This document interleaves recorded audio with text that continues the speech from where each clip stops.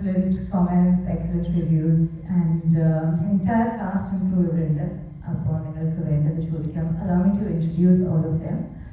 Let me start with the man who rarely appears. നമ്മുടെ interviews ഒന്നും ഇതുവരെയായിട്ട് appear ചെയ്തിട്ടില്ല. The captain of the ship. Let's hear it for our director, please. Mr. Pradeep. And then we have our producer, J.D. Singh. We have Rasool sir. And of course there's Kishore, there is Kalesh, Merin. At the back we have Aryan, we have Gargi, and we have Grishma, we have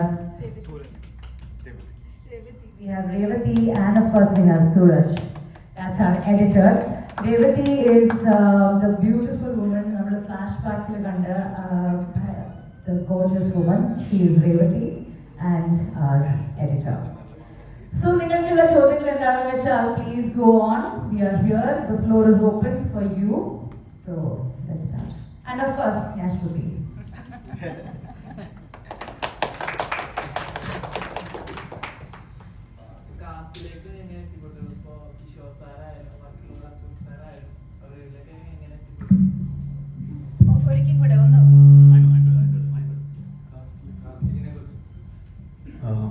See, Rasool is I know him, we are family. Know him, he is my cousin.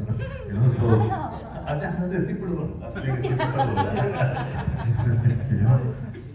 and we are like family, so like I said, we are nepo cousins, you know, so Vadakka ഞങ്ങളുടെ family ഗ്രൂപ്പാണ്. family group, group. You know, so he was always there to take advice, support for everything. In terms of cast, ഇപ്പോൾ ആരെയും മനസ്സിൽ ഉപേക്ഷിച്ചല്ലായിരുന്നു ഞാൻ ഉപേക്ഷിച്ചിട്ട് എഴുതി തുടങ്ങിയത്. ഞങ്ങൾ കഥാപാത്രങ്ങളുണ്ടായിരുന്ന മനസ്സിൽ ഞങ്ങൾ അതിനുശേഷം അതിൻ്റെ ഫ്ലഷും ബോൺസും എല്ലാം വന്നതോടുകൂടി we were just discussing who do we, you know, talk to, all we do, we talk to. അങ്ങനെ ഇതിൻ്റെ നമ്മുടെ executive producer one day sitting with us suggested Kishore sir's name, and you know, I immediately called, we sat for a meeting with him, told him the story, and he said, I thought he will make me, you know, 2-3-4 rounds of narration. Only after that, when we start shooting. And then we cast like everything. Then everything else was easy. All of them, you know, one by one, everything fell in place from there. Easily available. ഇത് completely ഒരു പരീക്ഷയുടെ ചിത്രമാണ്. അപ്പോൾ ഇതിന്റെ thread എവിടുന്നായിരുന്നു? ഇതിന്റെ ആദ്യത്തെ thread ഇതിങ്ങനെ ചെയ്യാനൊരു ഐഡിയ വന്നിട്ടുള്ളത് മനസ്സിലായില്ല. കംപ്ലീറ്റ്ലി എക്സ്പെരിമെന്റൽ മൂവിയാണ്. അപ്പൊ ഇതിന്റെ ഫസ്റ്റ് ത്രെഡ് എവിടുന്നായിരുന്നു ഇതിങ്ങനെ ചെയ്യാനൊരു ഐഡിയ, ഫസ്റ്റ് തോട്ട്? ഇപ്പം നമ്മളിപ്പോൾ റിയാലിറ്റി ഷോ നോക്കുവാണെങ്കിൽ ഇപ്പം നമ്മുടെ ലോകത്ത് നടക്കുന്ന എല്ലാം ഒരു reality somebody all the world is a stage, all the people are played by somebody else, അങ്ങനെ ഒരു സംഭവമാണ് നടക്കുന്നത്. ഇപ്പോൾ ബിഗ് ബോസ് നോക്കിയാലും ബിഗ് ബോസിന്റെ പീപ്പിൾ ആൾക്കാർക്ക് addiction control by somebody. You can see elements of authoritarianism in these things. അപ്പോൾ ആ ഒരു ത്രെഡിൽ നിന്നാണ് ആ റിയാലിറ്റി ഷോയുടെ കൺസെപ്ഷൻ തുടങ്ങിയത്. അപ്പോൾ അതിനകത്ത് ഇപ്പോൾ പാരനോർമൽ സ്റ്റോറീസ് ചെയ്യാനും ഗോസ്റ്റി വിഷൻസ് ചെയ്യാനും one of the best mediums hidden camera treatment, അല്ലെങ്കിൽ സെക്യൂരിറ്റി ക്യാമറയിൽ കാണുന്ന വിഷ്വൽസ് നമ്മൾ യൂട്യൂബിൽ പോയി നോക്കി കാണാൻ കഴിയും. എന്താ പറയുക, ഗോസ്റ്റ് കോട്ടൺ ക്യാമറ എന്നൊക്കെ പറഞ്ഞിട്ട് സെക്യൂരിറ്റി ക്യാമറയിലുള്ള ഗോസ്റ്റി ഇമേജസ്. അപ്പോൾ അത് ആൾക്കാരുടെ മനസ്സിൽ കിടപ്പുണ്ട്. അപ്പോൾ അങ്ങനെയാണ് ആ ഒരു നെഗറ്റീവ് എത്തിയത്. പ്ലസ് ഞാൻ നേരത്തെ പറഞ്ഞതുപോലെ ഞാൻ MTV ഗേൾസ് നൈറ്റ് എന്നൊരു ഹൊറർ റിയാലിറ്റി സീരീസ് ചെയ്യുന്ന സമയത്ത് ഇതേ ട്രീറ്റ്മെന്റ് ആണ് അതിനകത്ത് യൂസ് ചെയ്തിരുന്നത്. So I have successfully attempted it and it was successful then. So it was very easy for me to adapt it to this format. Then everything just took off from there. കുറച്ച് മറ്റേ വീഡിയോയുള്ള ഷോട്ടൊക്കെ ഉണ്ടല്ലോ, like അത് മറ്റേ GoPro അങ്ങനത്തെ cameras use ചെയ്തത്? അതെ, ആ റിയൽസിന് വേണ്ടി GoPros തന്നെയാണ് യൂസ് ചെയ്തത്. CCTV അതല്ല, എല്ലാം റിയൽസിന് വേണ്ടി അതെല്ലാം യൂസ് ചെയ്തത്. പക്ഷെ നമ്മളിത് അറിഞ്ഞില്ല കേട്ടോ, ഈ GoPro ഉണ്ടെന്ന് നമ്മൾ ആർട്ടിസ്റ്റ്മാരും അറിഞ്ഞില്ല. ഇല്ല, ഇത് ഭയങ്കര ഒരു ഇമ്പോർട്ടൻറ്റ് സാധനമാണ് ഞാൻ പറയാൻ പോകുന്നത്. നമുക്ക് ആകെ കിട്ടിയത് നമുക്ക് ആക്ച്വലി സാറ് പറ്റിച്ചു. നമ്മളോട് പറഞ്ഞില്ല ഇതിനകത്ത് GoPro ഉണ്ട്. ഈ ടോൾഡ് ക്യാമറ ആണ്, പക്ഷെ we don't know like it is actually like you know shooting when it's on.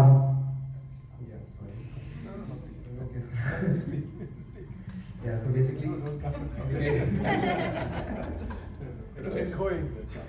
basically നമ്മൾ അവിടെ ക്യാമറ ഉണ്ടെന്ന് നമ്മൾ അറിഞ്ഞില്ല. നമ്മൾ ഷൂട്ട് ചെയ്തു first. Initially we did our part, നമ്മൾ റിഹേഴ്സൽ. ആ റിഹേഴ്സലായിരുന്നു ആക്ച്വലി ഷോട്ട് ഓൺ. അപ്പം നമ്മൾ ഏത് ഷോട്ട് യൂസ് ചെയ്യാൻ നമുക്ക് അറിയില്ല. അപ്പോൾ GoPro, ജംഗിൾ, ലൈറ്റ് ഇതെല്ലാം ഒരു എനിക്ക് വേണ്ടി ഒരു പുതിയ കോൺസെപ്റ്റ് ആയിരുന്നു. ബാക്കി ആർട്ടിസ്റ്റ്മാരിലൊക്കെ അറിയില്ല. അപ്പോൾ അതൊരു ലേണിംഗ്. ഡയറക്ടർ ലെൻസ് ആയിരുന്നു. അതൊരു ഡയറക്ടേഴ്സ് പ്ലസ് ഇതിനകത്ത് DOP കേൾക്കുന്നക്കാര ഒരു Japanese she had valid inputs ഇങ്ങനെ ചെയ്യാൻ. അപ്പോൾ ഞാൻ GoPro യൂസ് ചെയ്യാൻ സജസ്റ്റ് ചെയ്തപ്പോൾ ടെക്നിക്കൽ കുറച്ച് ഡിഫിക്കൽട്ടീസ് ഉണ്ടായിരുന്നു. ബട്ട് ലക്കിലി GoProയുടെ ലേറ്റസ്റ്റ് വേർഷൻസ് ഇപ്പോൾ അവൈലബിൾ ആയിരുന്നു മാർക്കറ്റിൽ. സോ അത് എളുപ്പമായിരുന്നു ആക്ച്വലി.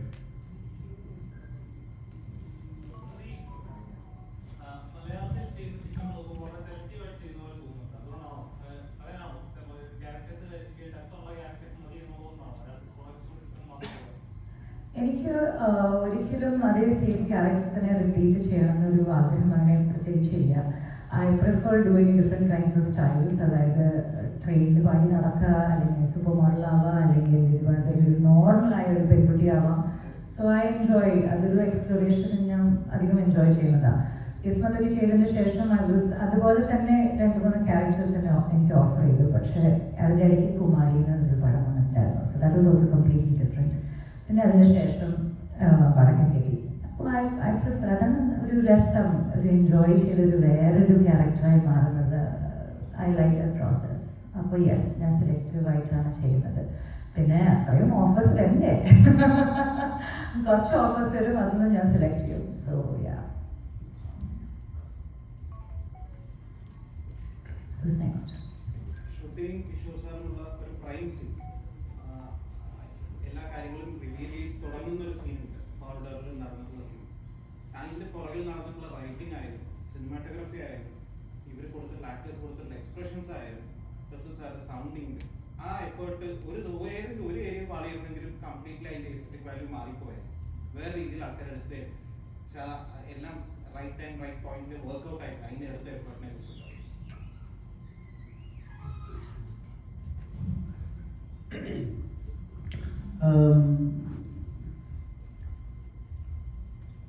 അത് ഈ സൂപ്പർ നാച്ചുറൽ പോസസീവ് എങ്ങനെ സൗണ്ട് ചേഞ്ച് ചെയ്യും, അതെങ്ങനെ നമുക്കത് ഒരു നാച്ചുറൽ ഇതാക്കാം. അത് ഞാൻ കുറച്ച് AI ഉപയോഗിച്ചിട്ടുണ്ട്. കുറേ AI പ്ലഗിൻസ് ഞാൻ ഉപയോഗിച്ചിട്ടാണ് ആ ഒരു വോക്കൽ ക്രിയേറ്റ് ചെയ്തത്. You feel a man inside A woman. So that it sort of justifies the story. I wanted that ഒറ്റയടിക്ക് കേൾക്കുകയാണെങ്കിൽ മൾട്ടിപ്പിൾ ലെയേഴ്സ് അതിനകത്തുണ്ടാക്കും. There are various layers of sounds that I have put together, including animals. Plus, just the vocal processing is done through an AI-based platform. So it creates, sometimes you feel like a snake, sometimes you feel very monstrous, sometimes you feel very selective, you know. So as per the expression keeps changing, I have to draw lines to create, you know, a scene essence പോകാതെ എന്നാൽ നമുക്ക് sound ഭയങ്കര ഓവർപവറിങ് ആകാതെ ആ essence പോകാതെ നിലനിർത്തുക. ഓരോ മൊമെന്റിലും അവിടെ ഓരോരോ എലിമെന്റ്സ് ആയിട്ട് കാണിക്കുക. നമുക്ക് പ്രത്യേകിച്ച് ഇങ്ങനെ ഉള്ള സിറ്റുവേഷൻ ആദവും ആഡം ആൻഡ് ഈവ് ആ ഒരു concept suddenly the snake comes in certain sections I made her feel like അത് പിന്നെ എന്താ പറയുക പാമ്പിൻ്റെ സീൽക്കാരല്ലേ, you make the voice sounds like that. So it's been it's very carefully crafted. Actually ഞാൻ എൻ്റെ ഓഡിഷൻസ് കണ്ടായിരുന്നു. അന്നേരം ശ്രീവചനായിരുന്നു ഇതിൻ്റെ ഓഡിഷൻസിനെ പറ്റി പറഞ്ഞത്. അന്നേരം അത് കിട്ടിയപ്പോൾ ഞാൻ ഓഡിഷൻ ചെയ്തു. അന്നേരം ഞാൻ ബോംബെയിലായിരുന്നു താമസിച്ചുകൊണ്ടിരിക്കുന്നത്. ആൻഡ് സോ അന്നേരം ശ്രീവചേട്ടൻ വന്നപ്പോൾ ഓഡിഷൻ ചെയ്തു, വീഡിയോ എടുത്തു. തന്നെ ഞാൻ സജിത് സാറിനെ ആക്ച്വലി കാണാൻ പോയായിരുന്നു. And he told me the whole story. And the next morning I woke up, ഞാൻ രാവിലെ എണീറ്റപ്പോൾ തന്നെ ഞാൻ സെലക്റ്റഡ് ആയി actually. And I was just really grateful. I still remember രാവിലെ എനിക്ക് യെസ് പറഞ്ഞപ്പോൾ ഞാൻ ആക്ച്വലി ഒരു കാര്യമായിരുന്നു, എൻ്റെ അമ്മയുണ്ടായിരുന്നു. ബിക്കോസ് ഞാൻ കുറേ വർഷമായിട്ട് ആഗ്രഹിക്കുന്നതായിരുന്നു ഒരു ഫിലിമിൽ അഭിനയിക്കാനും പാട്ട് പാടാനും. And thankfully, thanks to everyone, I was able to make that happen. And I had the privilege to work with Rasool sir, Sajid sir, Kishore sir, Shruti ma'am, and JD sir, and Niyar sir, Vijibab, Kiko Nakahara, everyone, Aryan, Gari, actually everyone, David Jayasinghe, Melon Mary Philp, like, എൻ്റെ ആദ്യത്തെ മൂവിയാണ് and actually അവിടെ പോയപ്പോൾ it felt like home and yeah, thank you for everything.